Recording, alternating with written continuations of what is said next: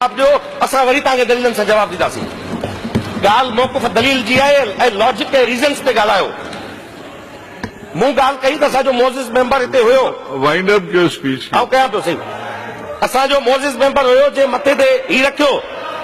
अॼु आऊं चवां थो त महिरबानी करे आपकी बारी आएगी आप जवाब दे देना, आपकी बारी आएगी आप जवाब दे देना, ठीक है, आप बैठ जाएं जी।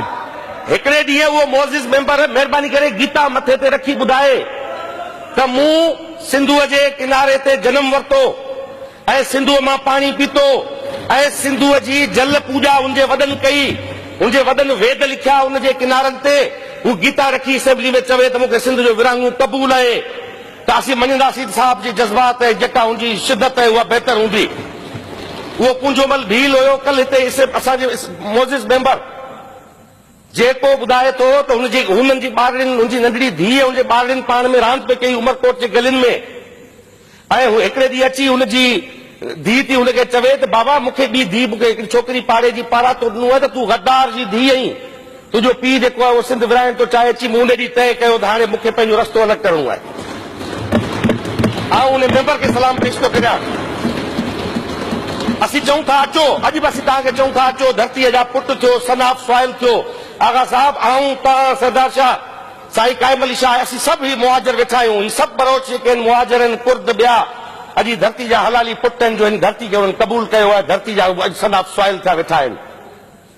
दीन धर्म सभु धरती जा आया, धरती आहे उत्तम, इंसाननि जी आजाईअ जो आहे भूअ भरम।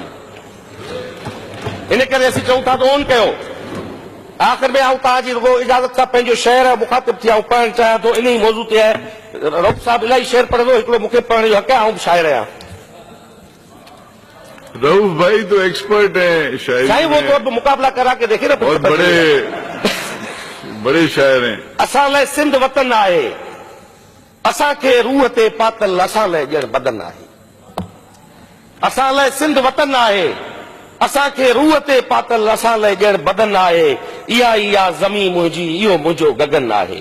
इहा ई बेश्त मुंहिंजी आहे, इहो बाग़े अदन आहे। इहो दिल देस मुंहिंजो आहे, बिना जंहिंजे उघाड़ो मां वतनी वेस मुंहिंजो आहे। चवी थो जिस्म मुंहिंजे तां इहो तूं वेस लाहींदे, चवी थो जिस्म मुंहिंजे तां इहो तूं वेस लाहींदे, करे लीड़ूं लिंगन जूं तूं बदन मुंहिंजो विराईंदे, कंदे टुकड़ा मोहब्बत जा नवां नक्शा बणाईंदे। इहे नाटक रचाईंदे लिकी जे वार करणू अथई, असांखे रूह पंहिंजे खां अगर जे धार करणू अथई, अचे को खून जो दरिया अवल सो पार करणू अथई। गंगा जमुना जे पाणीअ सां, गंगा जमुना जे पाणीअ सां निभायो कोन तो नातो, सिंधूअ जे जल ते जीअंदे सिंधूअ सां वेर तो लातो। सिंधू जो पीउ आहे मुंहिंजो, सिंधू जा माउ वांगुर आहे, वतन में साह जिन जो आहे, वतन तिन जो बदन आहे। वतन ते जिन पढ़ियो कलमूं, वतन तिन लाइ कफन आहे। असां लाइ सिंध वतन आहे।